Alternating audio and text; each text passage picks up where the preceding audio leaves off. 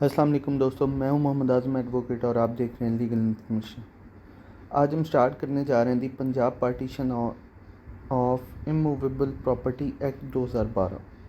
ये एक नया एक्ट हम स्टार्ट करने जा रहे हैं जो कि हम इसको सीरीज़ वाइज लेके चलेंगे, थोड़ा थोड़ा करके पढ़ेंगे ताकि इसको समझ सकें। तो चलते हैं जी the Punjab partition of immovable property act 2012 की तरफ।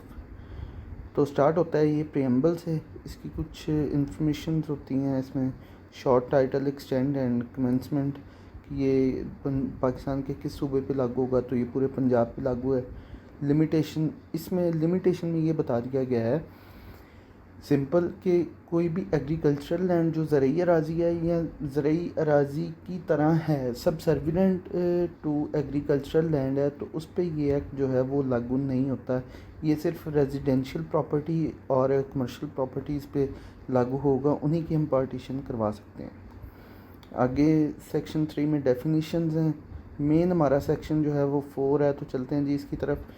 Section 4 suit for partition of immovable property. अब जब भी हमने जाना है इस एक्ट के अंडर, तो हमने एक दावे की सूरत में जो है वो अपना मौक़िफ़ पेश करना है कोर्ट में।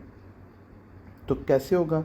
N owner of immovable property may file a suit for partition of the property giving details of the property, citing all other co-owners as defendant and attaching all the relevant document in his reach or possession। तो कोई भी बंदा जो किसी सकनी या commercial property की partition करवाना चाहता है, तो वो एक सूट फाइल करेगा रेलिवेंट कोर्ट में, और उस सूट में उस प्रॉपर्टी की तमाम तर डिटेल्स देगा। उस प्रॉपर्टी में जितने भी को ऑनर हैं उनको एज ए डिफेंडेंट उसमें पार्टी बनाएगा।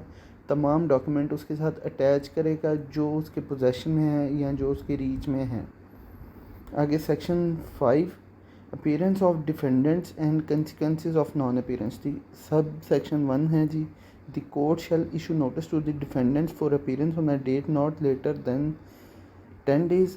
कोर्ट जो है दावा फाइल होने के बाद डिफेंडेंट्स को, जब दावा फाइल हो जाएगा, विद इन 10 डेज़ नोटिस जारी करेगा अपीयरेंस के लिए through the process serving agency, process server के थ्रू, जो क्योंकि ये एक सिविल मैटर है और इस पे सीपीसी लागू होती है, तो सीपीसी के ऑर्डर 5 के तहत तमाम तर प्रोसीडिंग्स हो जाएंगी। अब and where possible also through electronic and telecommunication means. इसमें जो कानूनी शहादत ऑर्डर है, क्योंकि वो अब जो लेटेस्ट टेक्नोलॉजीज़ हैं कम्युनिकेशंस की, उनको परमिसिबल कर दिया गया है। तो व्हाट्सएप या कोई भी इलेक्ट्रॉनिक मीडिया जिसके ज़रिए से ये तमील हो सकती है डिफेंडेंट्स की, उसको भी कोर्ट अपना सकती है अगर वो मौजू समझे तो। Sub section 2, copies of the plaint and the document annexed with the plaint shall be attached with the notice under subsection 1 served through the process serving agency and sent by registered post or courier। अब sub section 2 जो है section 5 का, वो मैं बता रहा है कि जब कोर्ट जो है नोटिस इशू करने का ऑर्डर कर देगी, तो फिर जो प्लेंटिफ है उसने प्लेंट की दावे की कॉपी जो है वो उस नोटिस के साथ अटैच करनी है ताकि वो भी डिफेंडेंट को मिल सके। अब इसमें ज़रूरी बात यह है कि जितने डिफेंडेंट्स होंगे उतनी कॉपीज़ लगेंगी, ये ज़रूरी है। Subsection 3, if a defendant fail to appear and the court is satisfied that the notice has not been served on defendant or the defendant is willfully avoiding the service of the notice, the court may direct service of notice by। अब नीचे आगे modes आ गए हैं, वो मैं बाद में discuss करते हैं। सब सेक्शन 3 को पढ़ते हैं। क्या कह रहा है कि अगर डिफेंडेंट जो है वो अपीयर नहीं होता और कोर्ट को ये लगता है, कोर्ट सेटिस्फाई होती है कि उस पर जो है वो नोटिस सर्व नहीं हुआ, या फिर दूसरी सूरत में कि अगर नोटिस कोर्ट समझती है, सेटिस्फाई होती है कि सर्व हो गया और वो विलफुली इसको प्रोलॉन्ग करने के लिए अपीयर नहीं हो रहा, तो फिर कोर्ट जो है वो किस तरह से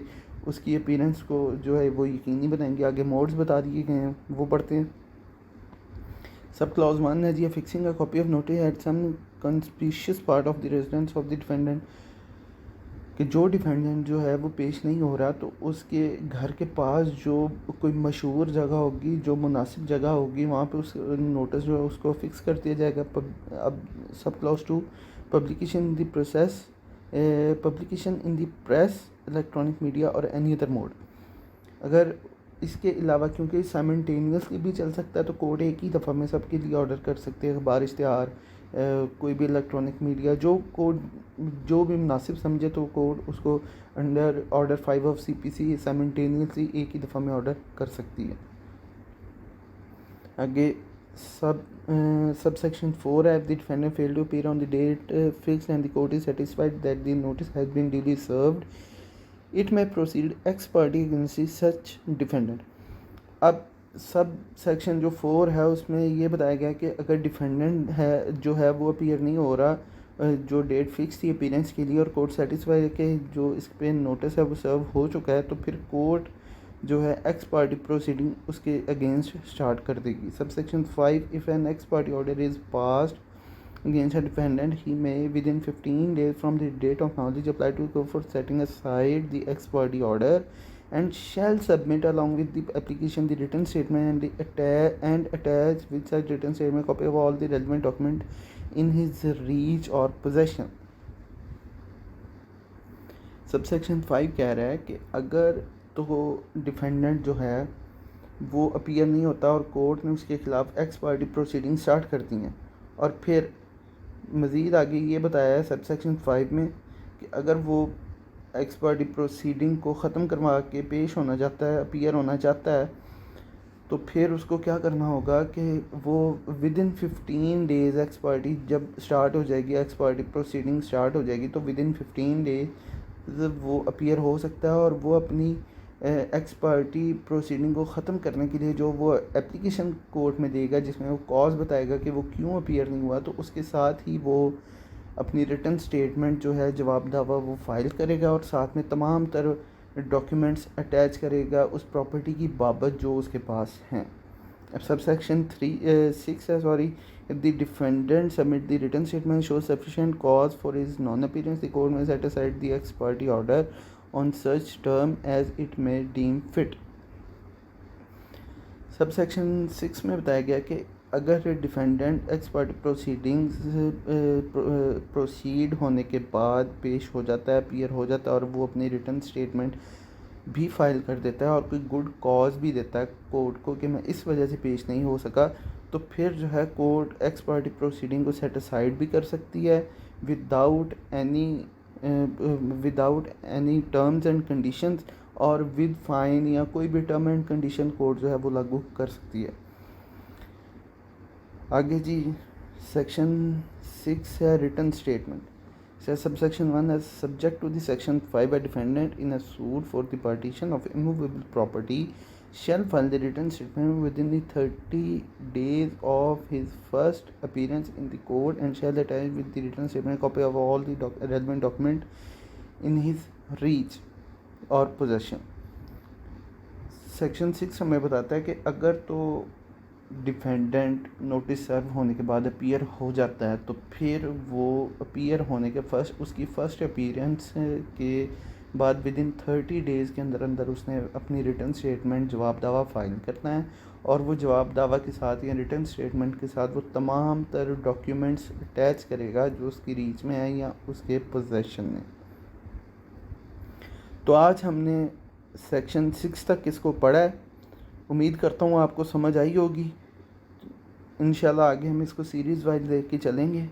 तो अगर आपको मेरी वीडियो अच्छी लगी है तो काइंडली मेरे चैनल को लाइक करें, शेयर करें, सब्सक्राइब करें और कमेंट करें।